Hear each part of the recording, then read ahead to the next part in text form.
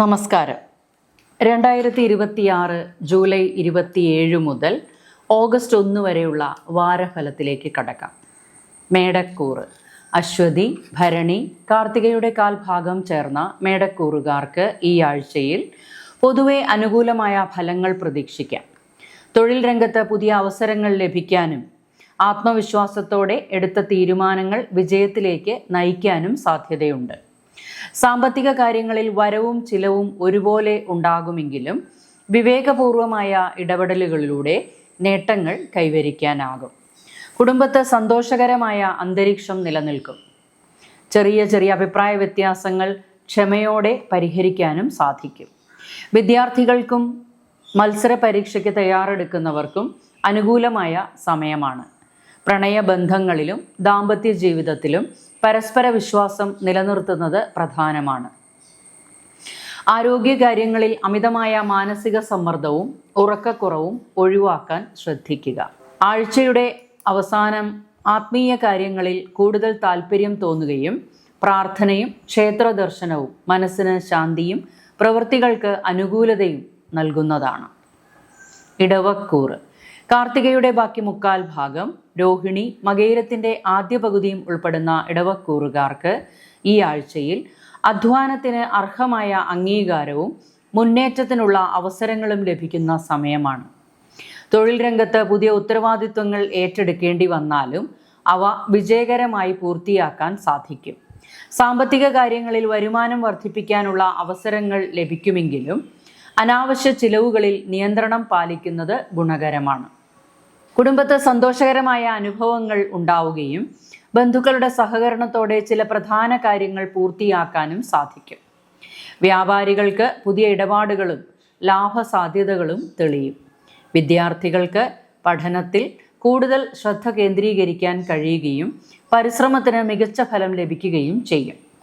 ദാമ്പത്യ ജീവിതത്തിലും പ്രണയബന്ധങ്ങളിലും പരസ്പര സഹകരണവും വിശ്വാസവും വർദ്ധിക്കും. ആരോഗ്യകാര്യങ്ങളിൽ ഭക്ഷണക്രമത്തിലും വിശ്രമത്തിലും ശ്രദ്ധ പുലർത്തുന്നത് നല്ലതാണ്. ആഴ്ചയുടെ അവസാനത്തോടെ ആത്മവിശ്വാസം വർദ്ധിക്കുകയും ആരംഭിക്കുന്ന കാര്യങ്ങളിൽ അനുകൂലമായ പുരോഗതി കൈവരിക്കാനും പ്രാർത്ഥനയും ദൈവവിശ്വാസവും മനസ്സിന് കൂടുതൽ ശാന്തി പകരുകയും ചെയ്യും.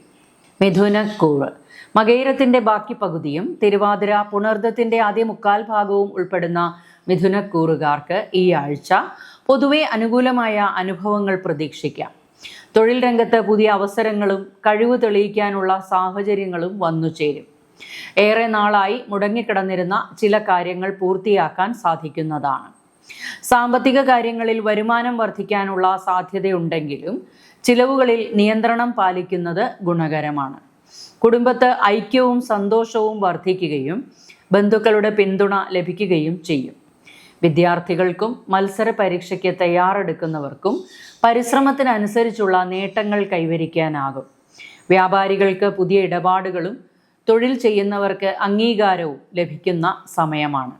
ദാമ്പത്യ ജീവിതത്തിലും പ്രണയബന്ധങ്ങളിലും പരസ്പര വിശ്വാസവും സ്നേഹവും ശക്തിപ്പെടും.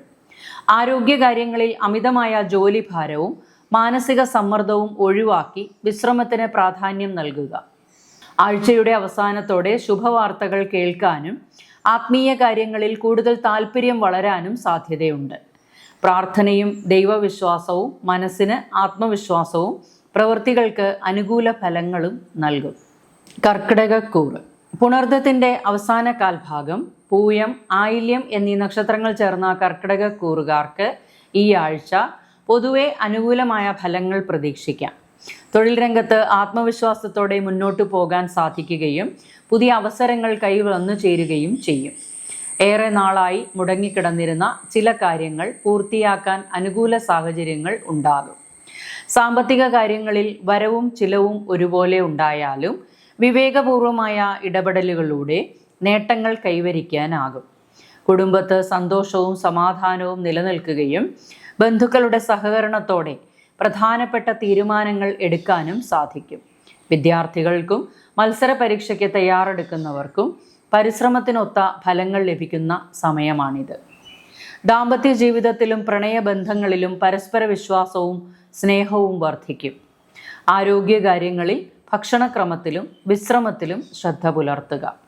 ആഴ്ചയുടെ അവസാനത്തോടെ ആത്മീയ കാര്യങ്ങളിൽ കൂടുതൽ താല്പര്യം വർദ്ധിക്കുകയും പ്രാർത്ഥനയും ക്ഷേത്ര ദർശനവും മനസ്സിന് ശാന്തിയും പ്രവൃത്തികൾക്ക് അനുകൂലമായ ഫലങ്ങൾ നൽകുകയും ചെയ്യും.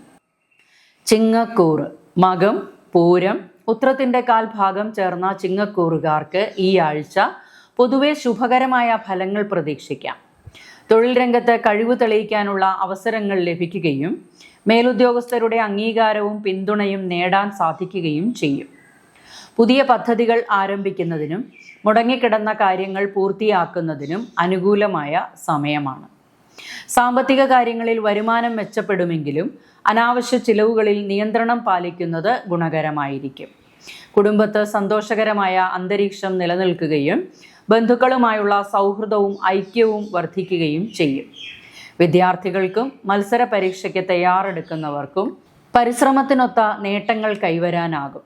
ദാമ്പത്യ ജീവിതത്തിലും പ്രണയബന്ധങ്ങളിലും പരസ്പര വിശ്വാസവും സ്നേഹവും കൂടുതൽ ശക്തമാകും. ആരോഗ്യകാര്യങ്ങളിൽ അമിതമായ ക്ഷീണവും ഉറക്കക്കുറവും ഒഴിവാക്കി വിശ്രമത്തിന് പ്രാധാന്യം നൽകുക. ആഴ്ചയുടെ അവസാനത്തോടെ ശുഭവാർത്തകൾ ലഭിക്കാനും ആത്മീയ കാര്യങ്ങളിൽ കൂടുതൽ താല്പര്യം വളരാനും സാധ്യതയുണ്ട്. പ്രാർത്ഥനയും ദൈവവിശ്വാസവും മനസ്സിന് ആത്മവിശ്വാസവും പ്രവൃത്തികൾക്ക് അനുകൂലമായ ഫലങ്ങളും നൽകും. കന്നിക്കൂറ് ഉത്രത്തിൻ്റെ ബാക്കി മുക്കാൽ ഭാഗം, അത്തം, ചിത്തിരയുടെ ആദ്യ പകുതിയും ഉൾപ്പെടുന്ന കന്നിക്കൂറുകാർക്ക് ഈ ആഴ്ച പൊതുവെ അനുകൂലമായ ഫലങ്ങൾ പ്രതീക്ഷിക്കാം.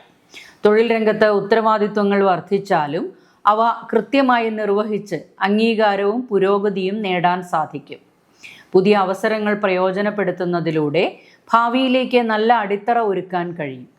സാമ്പത്തിക കാര്യങ്ങളിൽ വരുമാനം മെച്ചപ്പെടുകയും മുടങ്ങിക്കിടന്ന ചില ധനകാര്യങ്ങൾ അനുകൂലമായി പരിഹരിക്കപ്പെടുകയും ചെയ്യും.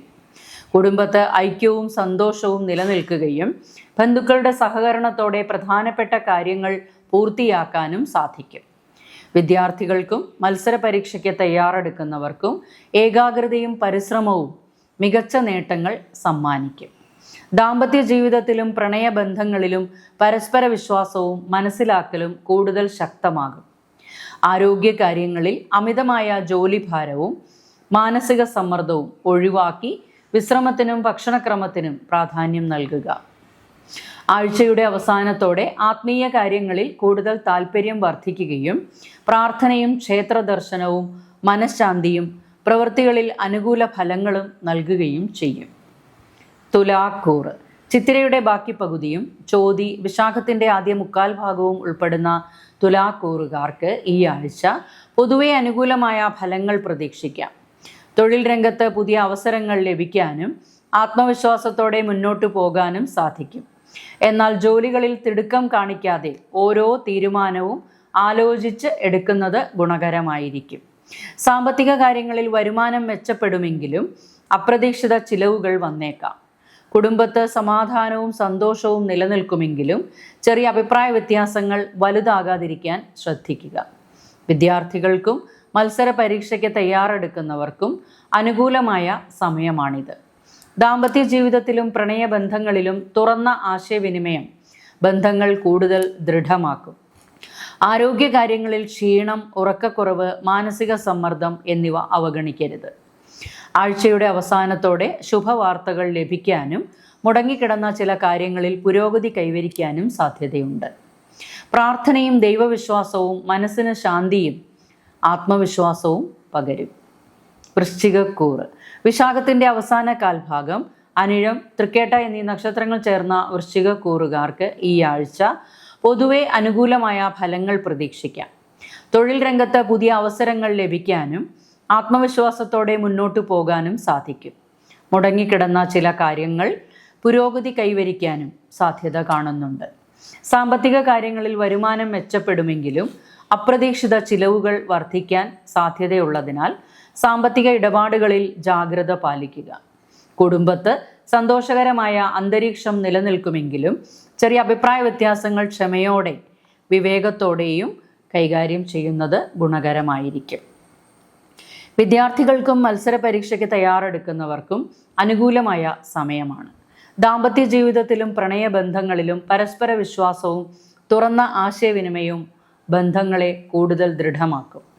ആരോഗ്യകാര്യങ്ങളിൽ അമിതമായ മാനസിക സമ്മർദ്ദം ഉറക്കക്കുറവ്, യാത്രകളിലെ അശ്രദ്ധ എന്നിവ ഒഴിവാക്കാൻ ശ്രദ്ധിക്കുക.